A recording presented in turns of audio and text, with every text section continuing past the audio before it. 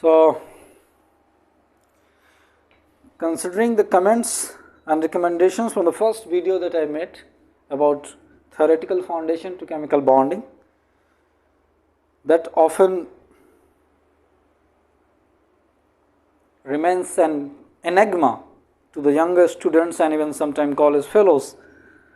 But whatever, the comments and recommendation that I have received that the language of the lecture should be predominantly in the Hindi.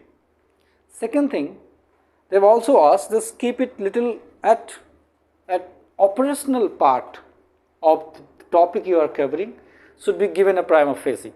But one thing I would like to tell you, this is video not for competitive examinations primarily. This is for somebody who is studying in a university, college or university, who is going through textbooks, who is trying to develop a feel and understanding of this subject. This is primarily for that. So, and second thing is language. I would say that if you are just doing, and you are in a college and you are doing science, be ready to face language called English. Otherwise, because reason is this, the science that we are studying is basically a modern science. And this modern science have an origin in the West. And the primary language of this science is the English language. Even Chinese and people who have been very conservative cultures and have close cultures, self-sustaining economics like German, Japs, people like them have also have to unfold and came out of their own comfort zone. They are doing English language. Doesn't matter how good they are, but of course they are trying English language doing things.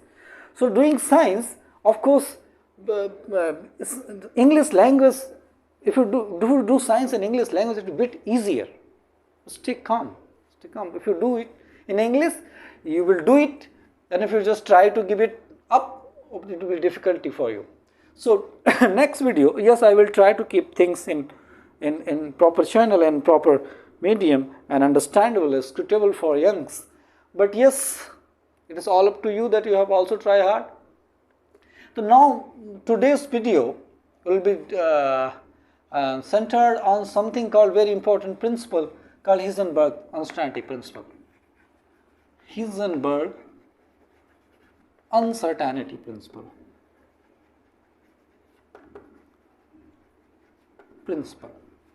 This is the principle which has been introduced in Indian college school syllabus at some level, that I am sure that it would be necessary now that high school student at least learns the definition of Heisenberg uncertainty principle, because it forms the core of atomic structure. So doesn't matter you are doing physics, chemistry, biology, mathematics, but at school level you must have to go through something called atomic structure, and if you have to study atomic structure, Heisenberg uncertainty principle is something unavoidable. So this is a very important principle in that sense. And to tell the importance of this principle, when you can felt little aghast at, then one of the remarkable achievement of this modern sciences along these 400-500 years is the establishment of atomic structure. Atomic structure has opened the door for several kind of science. Suppose if you are doing biology, chemistry, mathematics, engineering, whatsoever, ultimately you are not aware of what is the nature of the matter, what is the matter is made up of, and if you come to know that if it is made up of atom, you don't know the structure of the atom, the flourishing nuclear science, nanotechnology, and modern electronics, semiconductor physics is not doable without having a proper knowledge of atom. Knowledge of atom is very important. That's why it took around 100 of years to develop and establish the atomic structure completely. And even for a kind information, there are still problems, some deep mysteries and central issues in the atomic structure even today, and the people are trying to solve them. So that's not part you are related with. You are related with the general part of Heisenberg uncertainty principle. So actually there is a name associated called Heisenberg. Of course, it has been introduced by Professor Heisenberg.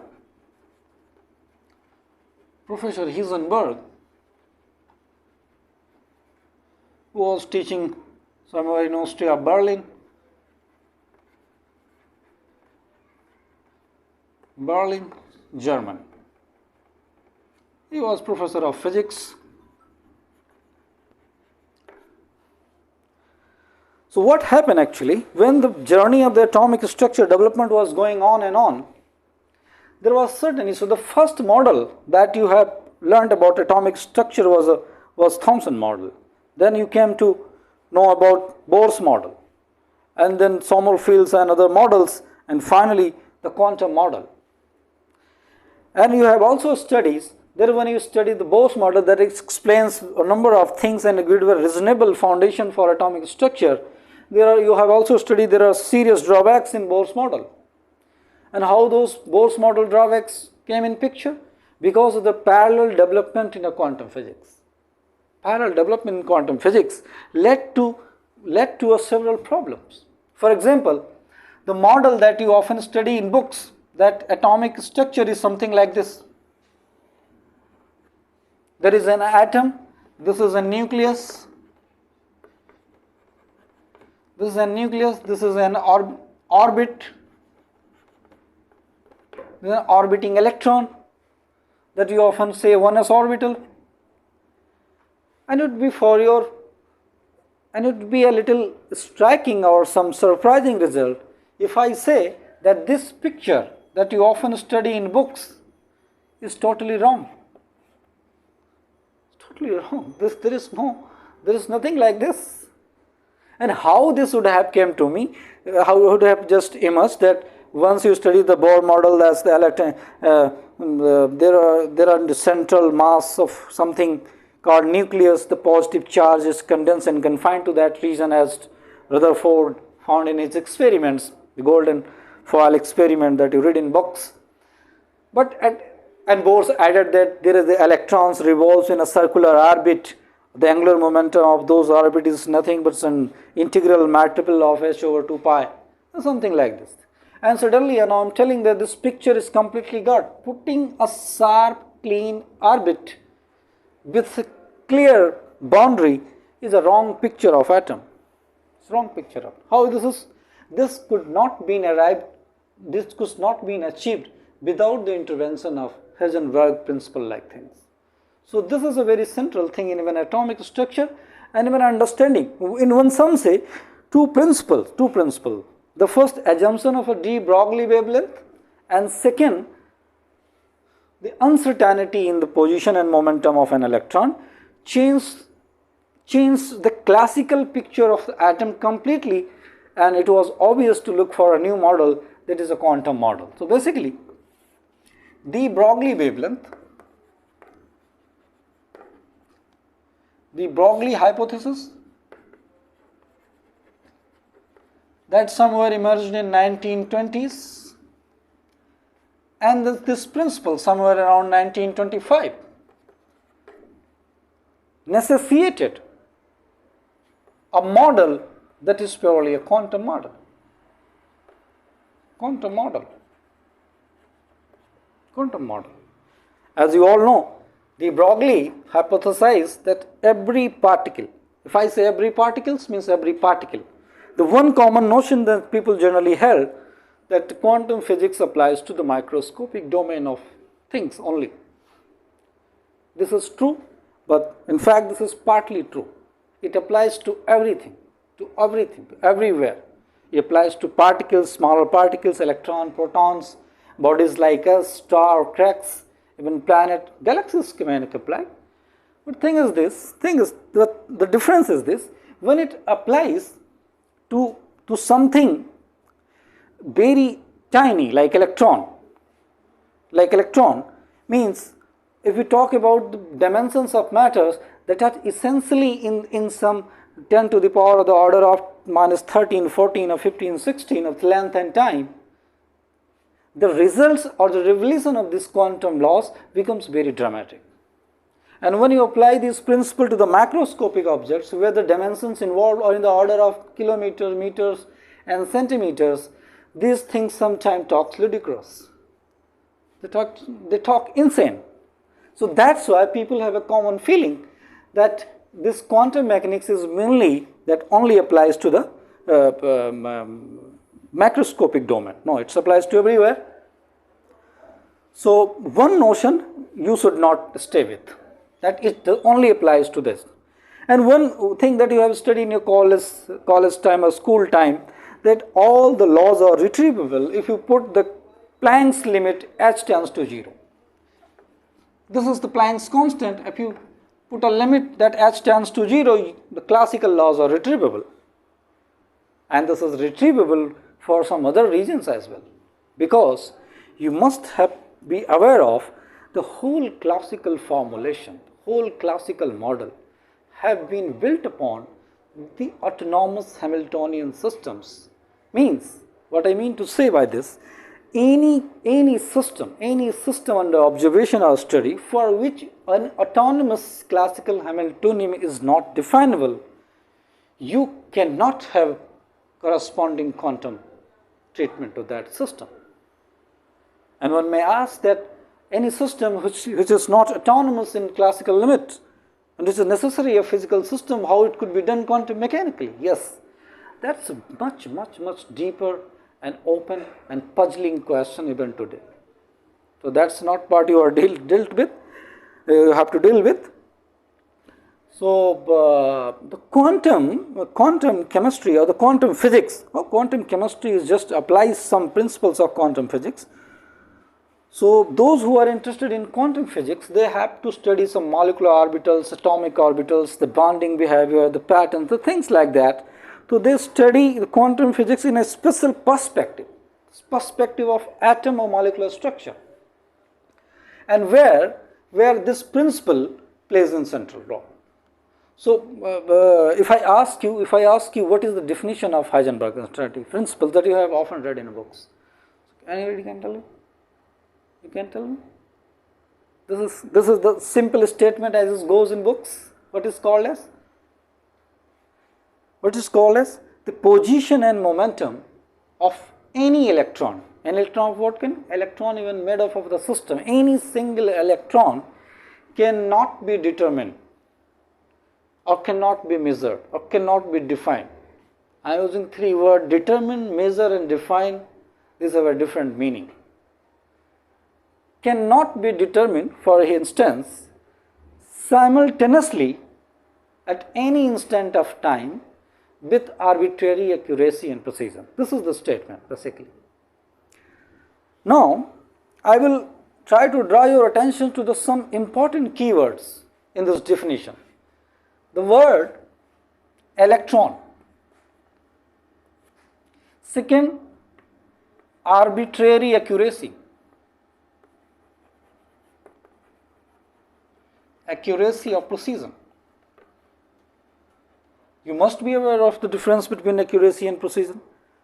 As to recall it, the precision is something that is concerned with the way of measurements. It is the agreement between the different measurement, values of different measurement. And accuracy is something to its closeness to the true value. True value. So what we are talking, arbitrary accuracy and precision. And second thing is simultaneous. Simultaneously means at same mathematical instant of time. Instant of time. Like t is equal to something x. That x must be same. It's not like that if I am measuring the position of electron today and measuring the momentum of electron another day. This is not like that. So that at a same mathematical instant of time, you have to measure the position and electron of an electron with an arbitrary accuracy. Arbitrary means what? Infinite precision and accuracy. So these two words are still clear. I will add some extra emphasis to this that will make it more clear to you that when I use the word arbitrary, there is a natural question that arises in the mind. Because a common notion about Heisenberg instability principle that people have, people think that it is something called limit at the part of the art of measurement. To be clear, This is nothing like this. It has nothing to do with the art on the part of measurement or the part of the art of the measurement. Means indirectly it has nothing to do with the pristine caliber of an individual, that how good he is at the measurement. First, it is means indirectly, if I translate into other terms, it has nothing to do with the human error in measuring something. You are not at fault at all. Doesn't matter how good or how bad you are in a measurement. Your error is nothing, means the error that you are, that is due to your own measurement, that is your own hands, a hands-on error, has nothing to do with the quantum uncertainty. This is just a human error. The second question is, of course, the person who is measuring this position and momentum and the method he is implying, suppose theoretically that method is an method of complete accuracy. Method does not allow some structural error to creep in. So the second thing is that whether we have a good enough macroscope or ruler scale or any measuring instrument with something called infinitely tunable least count, if I put it to a least count to be infinitely high, then we can measure something very precisely and complete accuracy in procedure. No. It has even nothing to do with that instrumental part of business, not instrumental error. Then what? The thing is that you have to learn then the things that are associated with the Heisenberg uncertainty principle or not the things that generally we feel. Because in physics and position and momentum are often associated with the notion of classical physics. Often somebody talks that position of this and position momentum of this, we have a notion to that relates with the classical picture. So let me write the mathematical structure of Heisenberg uncertainty principle, then I will add something to it. So what is this written as? Del x and del p is equal or greater than h cross over 2. H cross is nothing that we do write h over 2 pi. Alright. This is the mathematical formulation of Heisenberg uncertainty principle. And was it? This is basically an inequality. Mathematical inequality. It is from any theoretical deduction or something. No, this is experimentally measured, experimentally observed.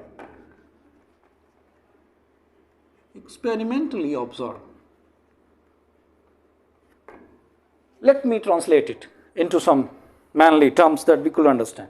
What does it say? If we measure the position delta x and momentum of any electron, it is impossible to have the accuracy in the values product of these two inaccuracies equal or less than h cross over 2. It would always be just something non-positive integer values, non-zero positive integer values. It's sure. And second thing is, what is delta x?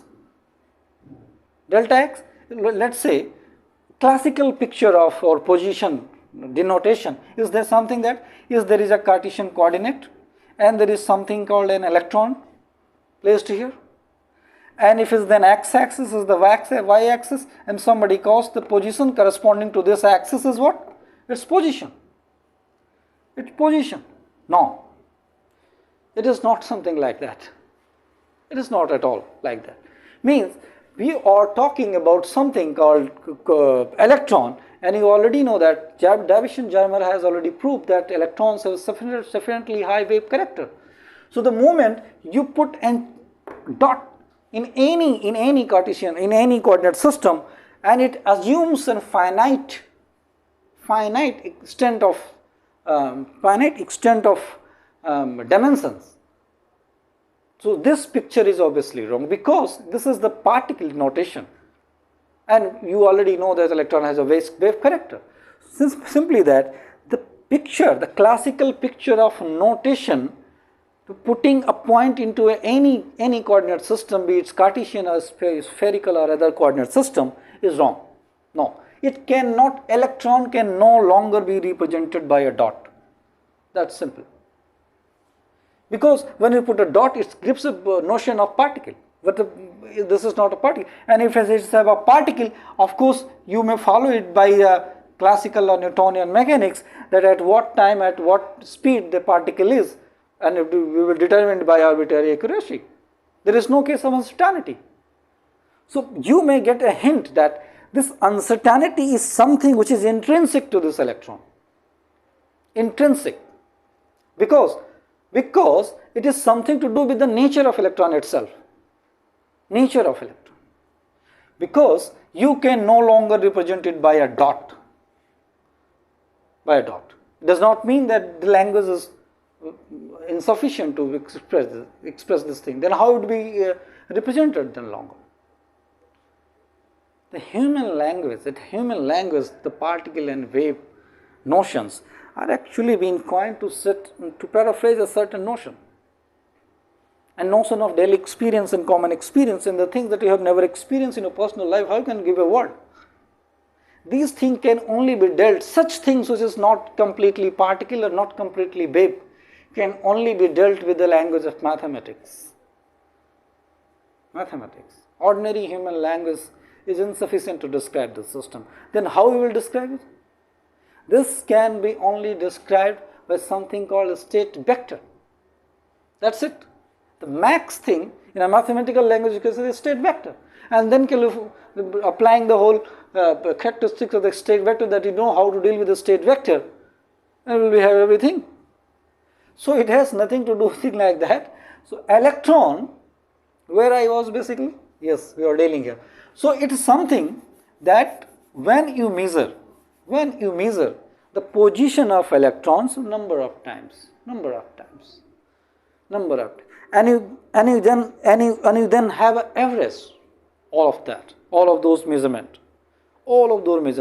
and just put it like this, that you take average of this expectation value of this and the average square.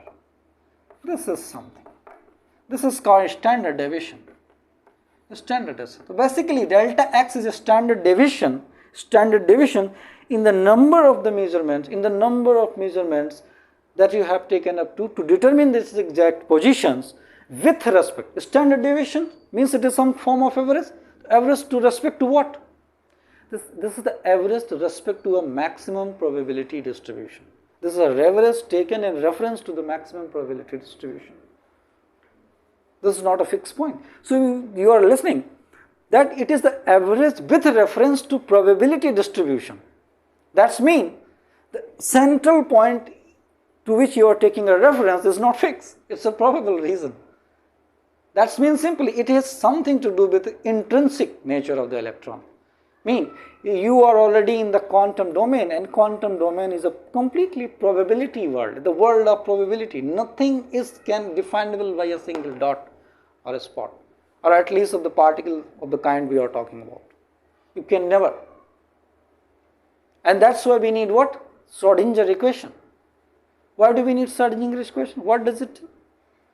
Schrodinger requires just a quantity called wave function to give that whether it will give probability distribution and in what fashion. A quantity related to the probability distribution to which it describes is being dealt by something called Schrodinger wave equation. So this is a completely different notion that you often have in classical mechanics.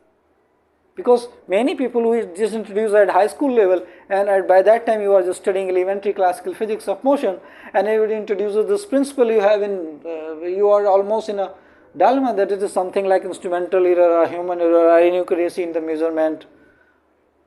Or even if I say it is standard deviations, so by statistical means you know that if you improve the number of measurements, you take the large number of data and samples, you can improve this deviation. Standard deviation. And if you could take infinite number of measurement, then you could put the standard deviation 0. Even then this uncertainty will persist or prevail. This is the point I want to convey to you. Because it has nothing to do with this whole paraphernalia of doing physics in classical notion. Nothing to do. It's intrinsic. The other parts of this Heisenberg's laws you are most aware of. You often read in books, you do problem based on this, You can calculate even the uncertainty if somebody has given the uncertainty delta x. You can calculate it just following this equality. That's the part that you often read in books and the people teach. This is the thing you are not aware with. This is the central mystery. It's completely different. Suppose if some fellow comes, if the difference, if the uncertainty delta x is the order of 10 to the power of minus 10 angstrom, what would be the uncertainty in the momentum? You can simply just do it by considering delta x and delta mb is equal to s cross over 2, taking m to here in a delta x, delta m s cross over 2m, and you can calculate using this formula, and you can tell the product of delta x. If the product of these two uncertainty is this, you by simple mathematical operation you can find the uncertainty then the conjugate component. The one other important thing is that you know that it is the position and it is the moment. What kind of momentum? Is it linear momentum, angular momentum, or even if it is a linear momentum, the what component of momentum you are talking about? The x component of momentum, y component of momentum, or z component of momentum. Even people, I have seen that in some net and gate examinations, the examiners have asked to bother you that whether you know what is the meaning of this in commutator algebra and how this everything has just poured in your syllabus. If somebody asked, which form is true? Just I am going to write it in a two way. I am writing delta x, delta px is equal as cross over 2, and delta x, delta py as cross over 2. Which form of Heisenberg uncertainty principle is correct? Then there is problem to you. That here we are measuring x component of position and px component of corresponding px component of a momentum. Here we are measuring x component and the y component of momentum. So whether the Heisenberg uncertainty principle apply to this case or to this case or to both case or to neither case, what would be correct? It would apply only to this case. It is nothing to do with this case. Irrelevant. At best you can put value here is 0. No. There is no uncertainty of this kind, at least we are talking about. Alright, why this is so? Why this is so, this is important. Why this is so? If you have, in classical physics, you study like x, px, Poisson bracket of this is equal to 1. But in quantum physics, you know, corresponding to every observables in classical physics, there is what? There is corresponding operator. Means x is what? Observable in classical physics, there is a corresponding operator x k. Momentum is what? Momentum p is an observable in classical physics, there is a corresponding operator px. This kind of, there is angular momentum, the corresponding operator L cap, 3 component Lx, Ly, Lz, like this, Lx, Ly and Lz. This cap is something that differentiated from the classical one. Alright, and the most famous thing that you often was asked to that, where in the G-Man effect and a Stark effect of the atomic structure, then what will be the magnetic momentum of an electron orbiting in a certain plane and perpendicular to it? This is H cross Lz, the Z component. So this how this actually comes? Means a general form of Heisenberg uncertainty principle could be written in this one. Any operator any observable in quantum physics like A and B is equal or greater than the mod values of the expectation values of the quantum brackets of A and B. Time halves, 1/2. This is the general form of Heisenberg uncertainty principle. And I am sure this once, at least this year or later or somewhere, this would also be asked in examination. Because reason being, this gives you a far more broad and deeper picture of Heisenberg uncertainty principles. It broadens your understanding, deepens you as well. So this is the next question you can consider in any examinations, because it has a strong meaning. And somebody asks where this H appears. H appears at this part. When you deal with this fellow, AV, operator, this is completely business of operator algebra. Operator algebra. You do a commutation, AB minus PA is equal to 0, then they commute. They commute. Means it applies to the cases. This applies to the cases. Means x, px. X, px what? X and px are what? Canonically conjugate dynamical variables. Means they are in canonical conjugations. You can talk x then px, not py about, because they are not canonically conjugate pair of observables. So it is only related with this part of thing. This part of thing. Only canonically conjugate variables means x with px. This give you this principle. Y with py will give you this principle. Here both is okay. Even if you just apply this case to a atomic structure, the radial vector r will what be conjugate with what? Momentum radial component. This will also obey this principle. In terms of angular momentum, Lz, Z, Lz, this will also obey this principle. This will also be this principle. These forms are which are tenable.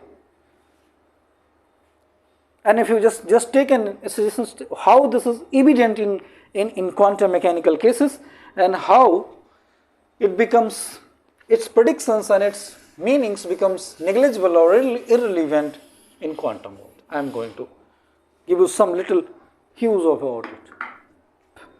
Just take an example. Just consider there is an electron. Consider an electron moving at the speed of near meter second. This is the speed close to the speed of light. Close to the speed of light. Means quantum behavior appears in case where the particle dimensions are smaller and the speed is approaching to the light, higher and higher speed, because wavelength lambda de Broglie is given by h cross over p. Means lambda is equal to h over mb. When b is much higher, the lambda is lower, decreases. It is inversely proportional, you can see. It is inversely proportional to what? Mass and speed both. So anything is small will result in a higher speed, higher lambda, and anything moving at realistically very high speed will have a smaller lambda value. And if you compare, if you try to find out the wavelength associated with an electron moving at a speed of this, what kind of wavelength it will be associated with it? Just let us try to do it. What is the Planck's constant? 636 into 10 to the power minus 34 joule second divided by mass of electron 9.1 to 10 to the power minus 31 kg into velocity 3.0 into 10 to the power 7 meter second. This is, if you calculate it, the resultant order of the wavelength will be somewhere nanometer. Just do it and check it whether it's the correct value or not, but it will be in this range. Lambda is of this order. This is the lambda. Lambda means it is somewhere in the angstrom and nano range, comparable to the dimension of the particle. Comparable to the dimension of particle. And if you just try to find out the lambda of what? 63 into 10 to the power minus 34 joule second, often what? Just change this mass. This is the mass of electron, and replace this mass of electron with something cricket ball that weighs somewhere this much kg, 0.15 kg, and moving at somewhere 30 meter per second speed. This thing. You can just simply see, because there is no term in the denominator of the order of the 10 to the power. So anything if you will do, all these things will cancel, and this order will remain somewhere like this. 34 will remain intact. This order, the wavelength of, or the order of 10 to the power minus 34 meter, is have any meaning? No. It is much smaller to any dimension of a known particle. Generally we have discovered particle generally are in the dimension of what? Angstrom, nano, pico, even the lowest possible distance that we have, or length that we have discovered, is 10 to the power order 16, 18 of the order. And this is the order of 10 to the power minus 34. Can you imagine how small it is? How small it is? Minus 34 of order. So much, it is insignificant, negligible. Means, if it is like, if wave character, but there is just some axioms in physics that you can remember, wave character of any particle associated with becomes obvious and conspicuous when the lambda associated with this lambda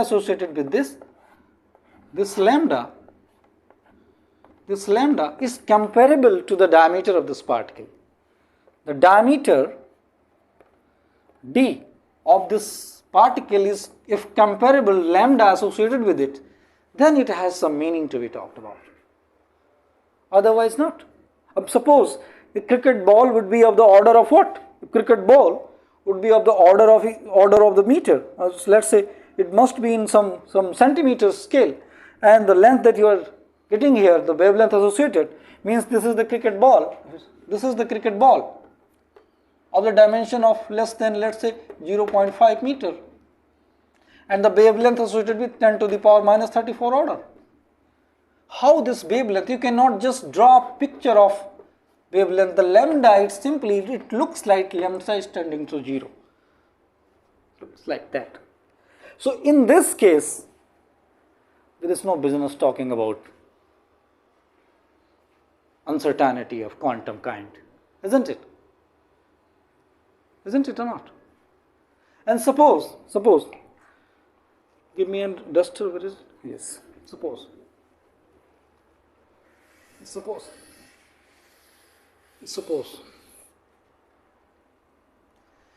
this is the electron, and by any probing method, you measured the delta x to the accuracy of 10 to the power minus 10 angstrom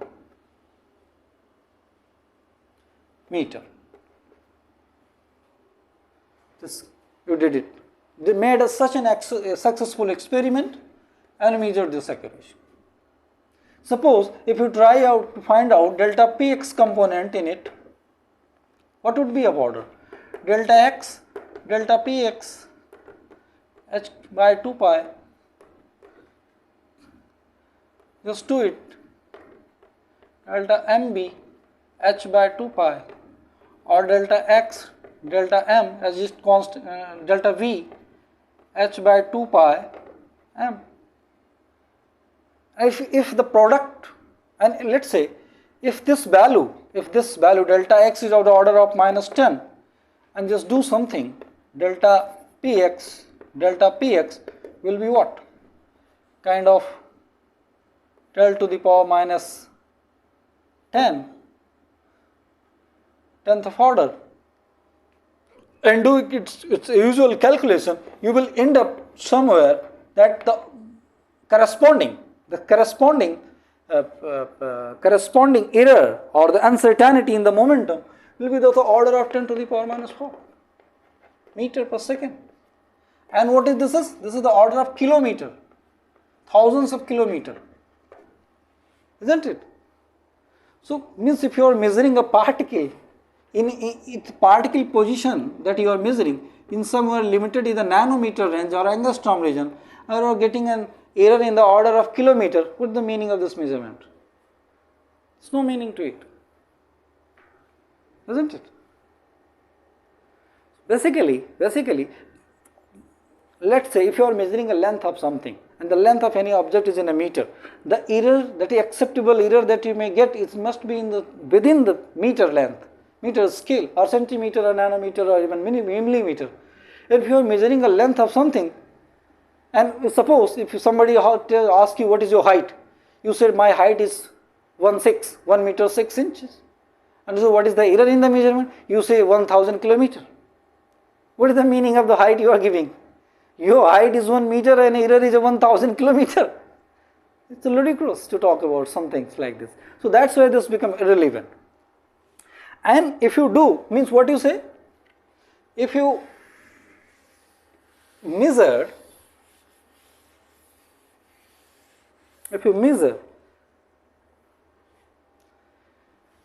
momentum to a very high accuracy, as simply you can see, this is similar to what we call x into y is equal to c, x into y is equal to c mathematically, and this is nothing but a mathematical expression for what? Rectangular hyperbola. So if you measure this, the curve you will get like this. If it is a delta x and delta px, although they don't have the same dimension, but if you do enough mathematics and reduce them to the same dimension and do things like this, it will appear like this. Means if you reduce the delta x to the 0, delta px will approach to infinity. Means if you are trying to measure position of electron with higher degree of accuracy, the price you will pay in the measurement of x, the same component of momentum.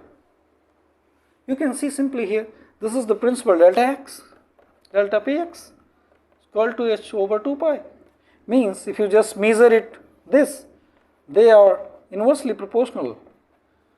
2 pi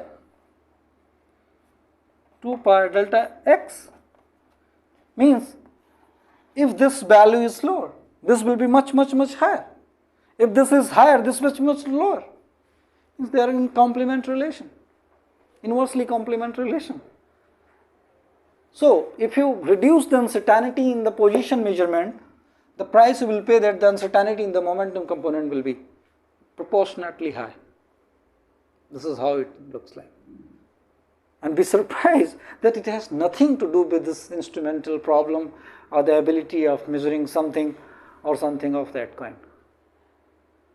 Yes, people, even many books, I have read in books that I have found that people are explaining this kind of thing. You may have read in books that why uncertainty appears. There are many books that at some level they are offering explanation that how uncertainty principle works. How uncertainty? I will take you even one step ahead of all those things. What say?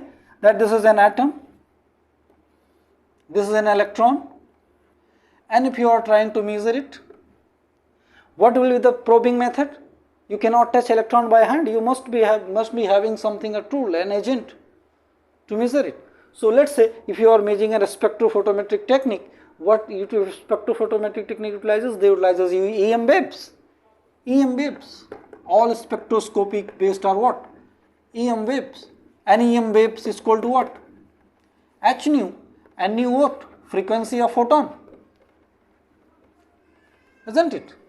And if you try to send an photon to find a location of this electron, the explanation provided to this, and this is correct, this is not incorrect thing, this is correct thing. Explanation provided that since the photon h nu do not have rest mass of 0 when it is moving, and it is a comparable mass and comparable dimension with that of electron.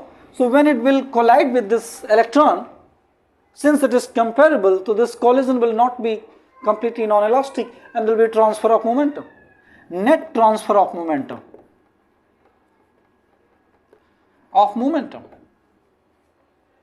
Means if you try to hit this electron, the moment you will hit, the very moment you will hit, it will change the position at that very instant. Because this collision will not be non-elastic, it will transfer of momentum. The moment you will touch, it will move. Isn't it? Like there is a bike was standing side by the road, there is some fellow who came and struck it, collided it with the bike. The moment it is trying to find, of course the bike will move in the direction it collided, the direction of the force, obeying the laws of physics. So you will not be able to even measure it. This is the explanation provided generally, because when you touch the electron by even photonic means, the energy states of photon got changed and you cannot measure it completely. But I do say that if this is the completely true picture, then these words called what? Measurement, and the word measurement is okay then. The measurement, it is all the business of measurement. But I do say that even these words have a limited meaning to satisfy the quest of the people at some level. The true word is used in some standard books. If you just refer to the good and standard books that have international standards, you will find that use the word definable. The standard definition of this principle that we are talking about, Heisenberg uncertainty principle, is nothing to do with measurement. It is not an ordinary measurement.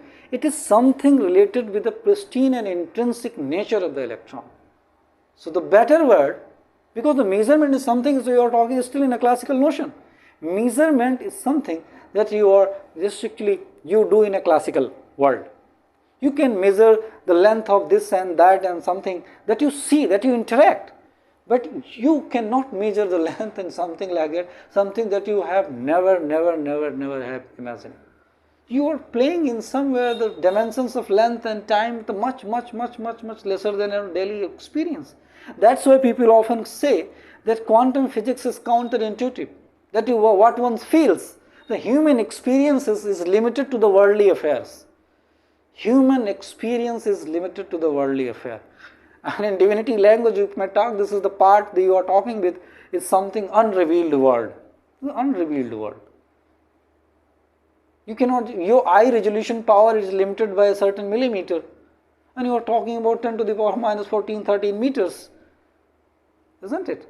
So this is not, this usual term that is to be correct with this problem is a definable. Definable.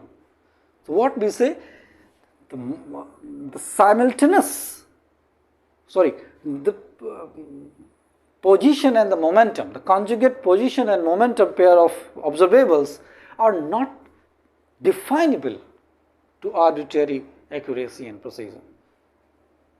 Definable. This is the very important word. By the time you understand this is nothing to do with measurement and this and that, it is something definable. It's a mathematical problem, it's a natural problem, intrinsic problem.